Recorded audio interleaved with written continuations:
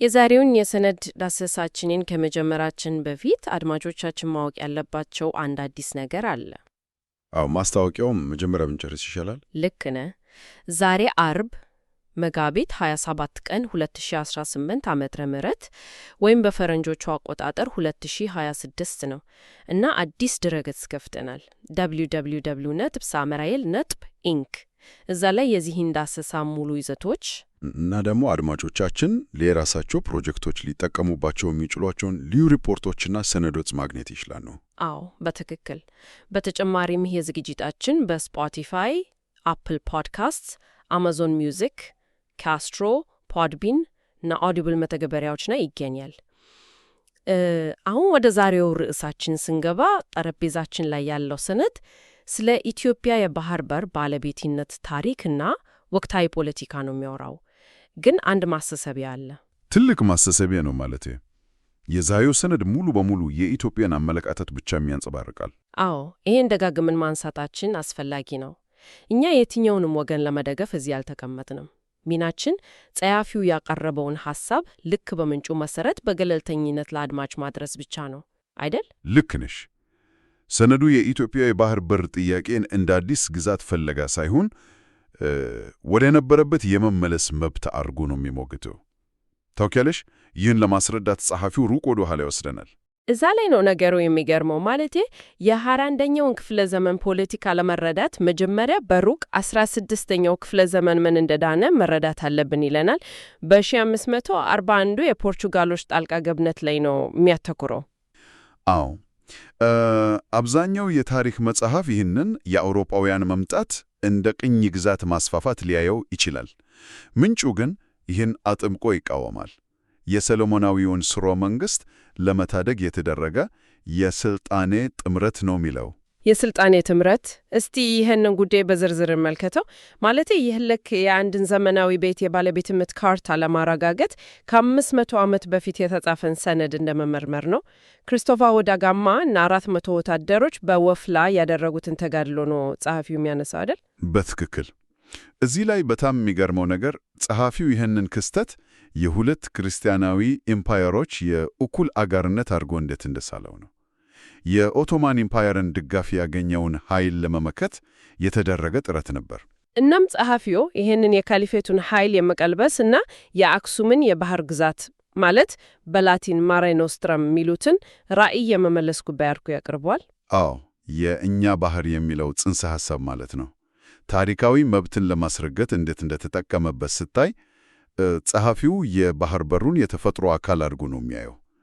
ኢትዮጵያውያን በወቅቱ አውሮፓውያን አገሮቻቸውን አጥብቀው ይፈልጉ ነበር፣ እናም የጣልቃ ገብነት ለነሱ ሕልውና ወሳኝ ነበር የሚል ጠንካራ አቋም አለው። እሺ፣ ታዲያ ከዚህ ከ1541 የሥልጣኔ ጥምረት ተነስተን በታሪክ ውስጥ ወደፊት ስንመጣ ወደ 20ኛው ክፍለ ዘመን ማለት ነው። ይህ ታሪካዊ መብት በ1952 የኢትዮጵያና ኤርትራ ፌዴሬሽን ዳግም ዕውቅና አግኝቶ ነበር ይለናል ሰነዱ። ልክ ነሽ። ዳግም ዕውቅና አግኝቶ ነበር፣ ግን ወዲያውኑ የጥፋት ዘር ተዘራበት ነው የሚለው። የጣሊያን የቅኝ ግዛት ፈጠራ የነበረው መሬት የመቆለፍ ስትራቴጂ በማብቃቱ ምጽዋና አሰብ ከሀገሪቱ ጋር ዳግም ተገናኙ። ጸሐፊው እንደ ዋና የመተንፈሻ አካል ነው የሚላቸው አይደል? አዎ፣ ቃሉ ራሱ በጣም ገላጭ ነው። ግን ሀያላን ሀገራት ኢትዮጵያን በቀጥታ ጦርነት ማሸነፍ ሲያቅጣቸው ስልጣቸውን ቀየሩ ይላል ምንጩ። በባህር ዳርቻ በሚኖሩት ማህበረሰቦች መካከል መከፋፈልን መፍጠር። በትክክል። በተለይም በአሊድ እና ውርጂህ ጎሳዎች መካከል የዳርቻ ማንነት ወይም የተለየ ስሜት በመፍጠር ግዛቱን ለማዳከም ሞከሩ። ግን ይሄ እንቆቅልሽ ነው።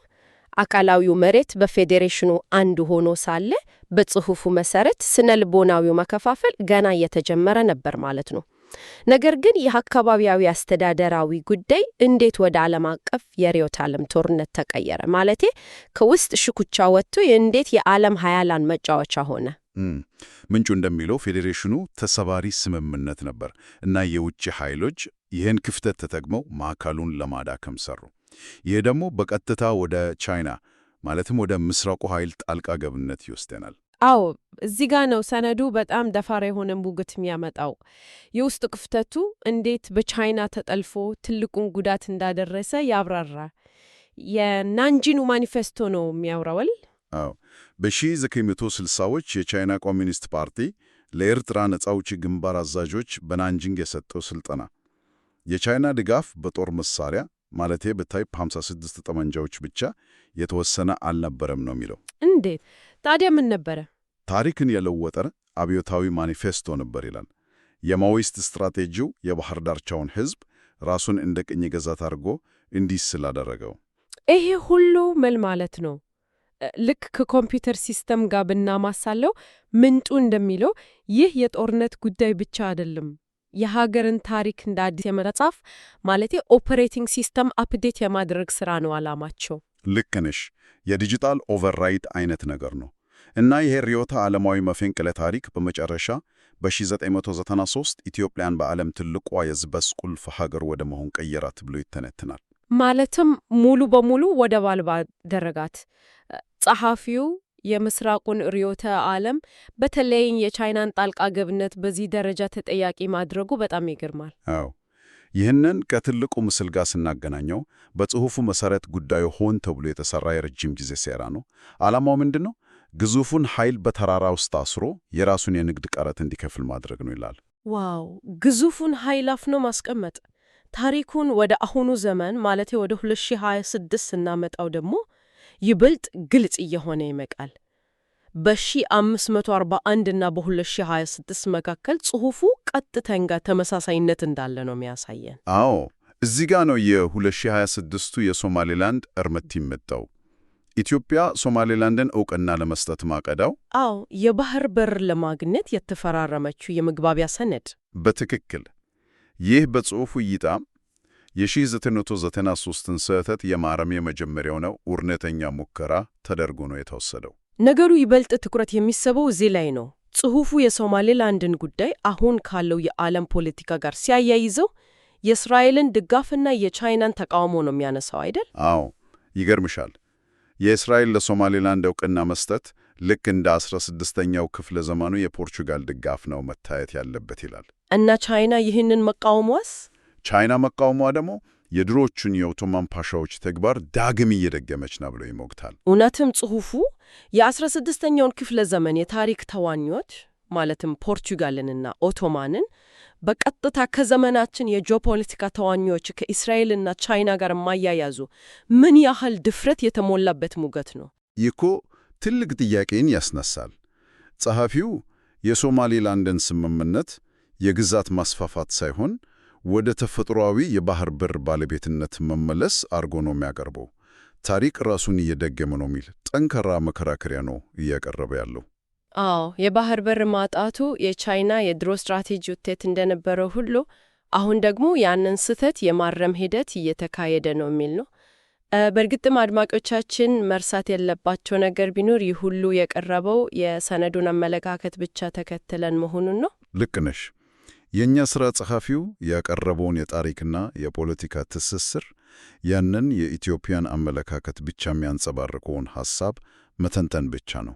እናም የዛሬውን የሰነድ ዳሰሳችንን ከማጠናቀቃችን በፊት አድማጮቻችን በራሳቸው ጊዜ ሊያስቡበት የሚገባ አንድ ጠንካራ ጥያቄ ማንሳት እፈልጋለሁ።